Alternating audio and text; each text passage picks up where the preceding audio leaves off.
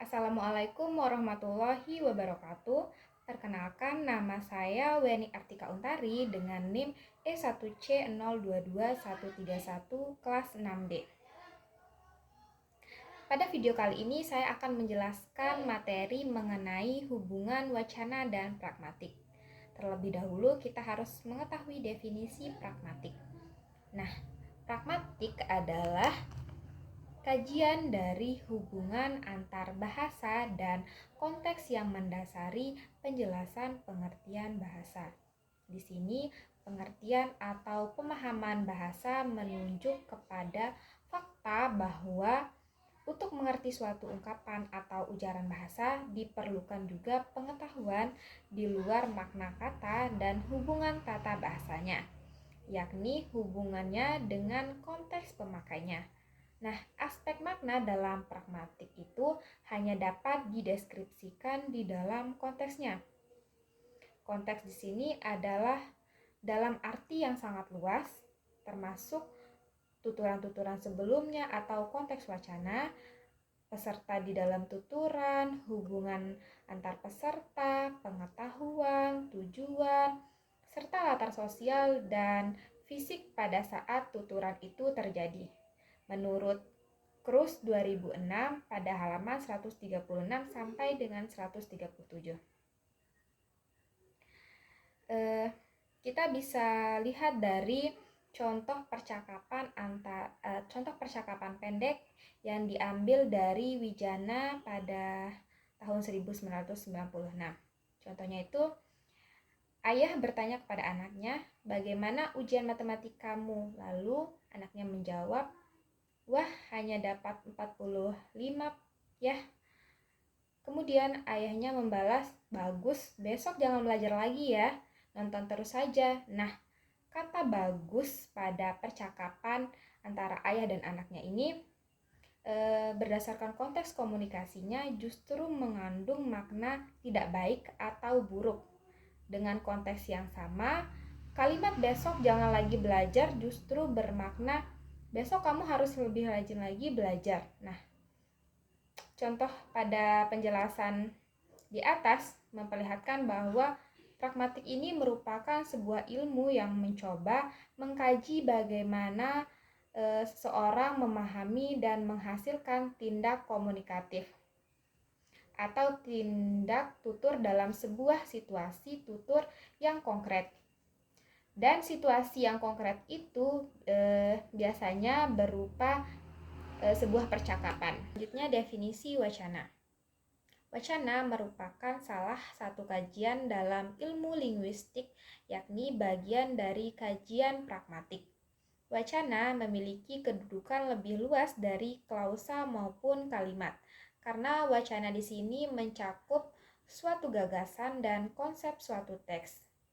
Wacana dalam bahasa Inggris disebut juga discourse atau diartikan sebagai ungkapan dalam suatu interaksi komunikasi.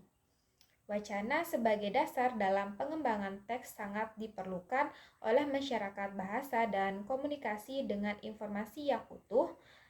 Bahasa bisa memiliki tataran yang terdiri dari fonologi, morfologi, sintaksis, dan wacana. Dalam kenyataannya, tataran tersebut saling berhubungan dan tidak dapat ditentukan batasnya secara lepas satu sama lain. Nah, memperlakukan bahasa secara pragmatik adalah mempertimbangkan konteksnya. Pragmatik di sini berhubungan erat dengan semantik dan studi makna. Sifat komunikatif bahasa dapat dibuktikan bila kita memahami semantik dalam komunikasi atau pada saat bahasa digunakan. Selanjutnya, hubungan wacana dan pragmatik. Wacana pragmatik adalah masyarakat yang terikat oleh penulis dan pembaca dengan upaya wacana tulis. Nah, lain halnya dengan masyarakat tutur atau speech community yang terikat antara pembicara dan penyimak dengan upaya wacana lisan. Di dalam sosiolinguistik, baik masyarakat wacana dan masyarakat tutur memiliki media, kelompok, dan struktur yang berbeda, yaitu yang pertama, antara masyarakat wacana memiliki media tulis atau kelompok sosioretorik dan struktur sentripetal. Yang kedua, masyarakat tutur memiliki media lisan atau kelompok sosiolinguistik dan struktur sentripetal. Sarana bagi masyarakat, wacana berfungsi sebagai pengawet atau tulisan yang dapat disimpan dan diwariskan secara turun-temurun. Sarana pada masyarakat tutur sulit diawetkan karena terikat oleh ruang dan waktu atau berlaku pada saat tertentu saat ujaran itu terjadi. Nah, pragmatik berhubungan dengan wacana melalui bahasa dan konteks. Dalam hal ini kita dapat membedakan 3 hal yang selalu berhubungan, yakni sintaksis, sintaktik, semantik, dan pragmatik. Sintaktik adalah hubungan antara unsur, sedangkan semantik adalah makna leksikal dan gramatikal, dan pragmatik yang berhubungan dengan hasil ujaran atau pembicara dan pendengar, dan kemudian penulis dan pembaca. Nah, keunggulan wacana dapat dipertimbangkan melalui hubungan gramatikal, semantik, dan leksikal. Pragmatik mencakup deiksis, praduga, dan tindak tutur. Pragmatik mengkaji unsur makna ujaran yang tidak dapat dijelaskan melalui referensi langsung pada pengungkapan ujaran. Yang terakhir adalah analisis wacana dengan pragmatik. Hubungan wacana dengan pragmatik berkaitan dengan hasil ujaran atau pembicara dengan pendengar dan penulis dengan pembaca. Pragmatik mencakup studi interaksi antara pengetahuan kebahasaan dan dasar pengetahuan tentang dunia yang dimiliki oleh pendengar maupun pembaca. Studi ini melibatkan unsur interpretatif yang mengarah pada studi tentang keseluruhan pengetahuan dan keyakinan akan konteks. Berdasarkan hal itu, rumusan ciri-ciri konteks secara eksplisit perlu dipahami. Nah, konteks merupakan ciri atau gambaran yang berfokus pada budaya dan linguistik sesuai dengan ujaran yang dihasilkan dan interpretasinya. Beberapa ciri atau gambaran konteks adalah adanya pengetahuan tentang, yang pertama, norma. Norma di sini adalah norma pembicaraan dan kaidah sosial serta status atau konsep-konsep tentang status sosial. Yang kedua, ruang dan waktu. Yang ketiga, ada tingkat formalitas. Yang keempat, ada media atau sarana. Yang kelima, tema.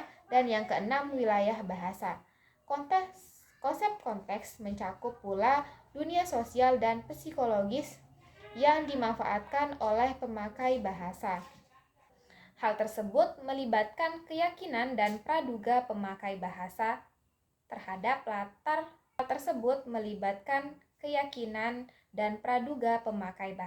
terhadap latar temporal, sosial, spasial, aksi, baik verbal dan nonverbal, serta tingkat pengetahuan dan kepedulian dalam interaksi sosial.